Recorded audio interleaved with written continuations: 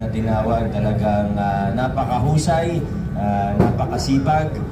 Hindi ko na isa-isahin. Ano nangyari? Okay lang kayo dyan? Hindi ko na isa-isahin yung mga opisina, pero lahat naman talagang napakaraming accomplishments.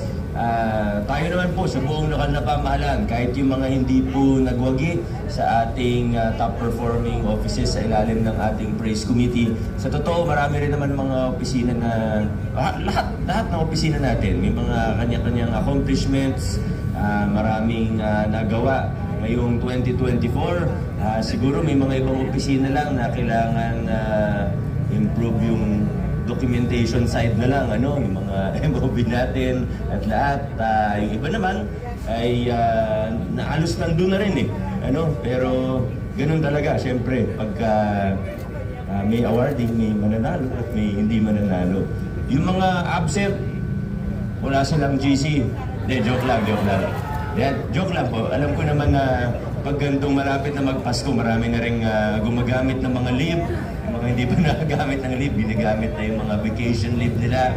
Ay okay, gaya nung hepe ng market, naka-leave na po siya. Hindi ko napapanggitin kung sino yun. Okay lang po yun, okay lang yun. Ano naman lang yun. Importante buong taon naman nagtatrabaho, At ayun po, December 12, bale, last working day na bago magpasko. Although may pasok pa tayo next week at may flag racing pa rin naman tayo. May Bonifacio pa nga tayo masyado excited. Pero sana lahat po tayo ay makapagpahinga din ngayong Pasko. Sana maging masaya. Spend time with our family, higit sa lahat. At enjoy din po tayo ngayong Pasko. Talagang many things to be grateful for ngayong 2024. Tayo sa lokal na pamahalaan, kasama mga national government agencies natin, nasasabi natin na 2024, marami tayong naging achievement, marami tayong naging accomplishment, siguro masasabi natin na ang 2024 para sa maraming bahagi ng ating pamahalaan at ng ating paggugobyerno, ito ay naging isang breakthrough year para sa ating lahat. Naging breakthrough year ang ating 2024. Banggitin ko lang po yung isa. Although siguro sa lahat ng opisina, meron tayo mga breakthrough, sa mga office natin na related sa finance, daming improvement. Yung sa OGS na lang po, sa totoo lang, very challenging year.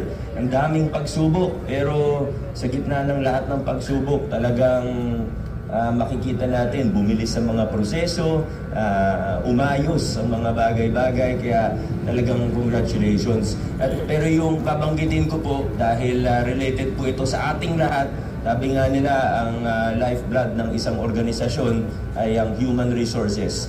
Ngayon po, 2024, for the first time in history, mas marami na tayong regular employees kaysa sa casual at contractual job order. Baka bilang lang sa kamay, o hindi ko alam, baka tayo lang ang lokal na pamahalaan na ganun. Kaya sana po ay bilang mga empleyado, maraming gustong maging empleyado ng pamahalaan. Gaya ng lagi kong pinapaalala sa mga sumasalang sa personnel selection board natin, sana huwag nating baliwalain. Don't take for granted itong pagkakataon na magtrabaho tayo at maglingkod tayo sa ating bayan. Talagang pangalagaan natin siya. I-value natin yung pagkakataon na ito dahil tao nagpapasweldo sa atin. Kaya let's end the year strong.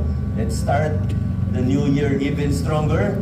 At sigurado po kung breakthrough year ang 2024, 2025 ay magiging mas maganda pa para sa ating lahat at para sa buong mundo. Muli po sa ating lahat, Merry Christmas and a Happy New Year. Enjoy.